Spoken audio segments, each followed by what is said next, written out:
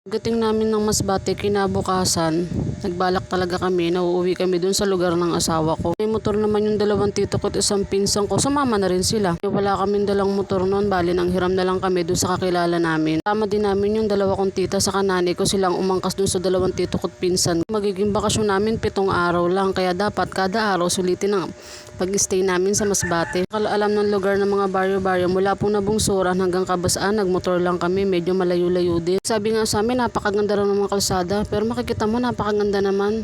Pero putol pa rin talaga, may nadaanan kami na maganda, meron pa rin talagang mahabang rough road pa. Pasalamat ako sa mga tito ko at pinsan ko, saka sa tita ko kahit malayo, sinamahan nila kami papunta doon mula Nabungsuran hanggang Kabasaan. Naman kung gaano kaganda yung view, napakaganda talaga ng lugar ng Masbate. 11 years bago kami nakauwi. Pero yung nanay ko at mga tito ko nakakauwi naman sila pag gusto nila. Kami syempre, medyo mabigat din pag uuwi kami na buong pamilya namin. Kaya 11 years, napakatagal. Pag uuwi ko ng Masbate, napakasaya ng puso ko.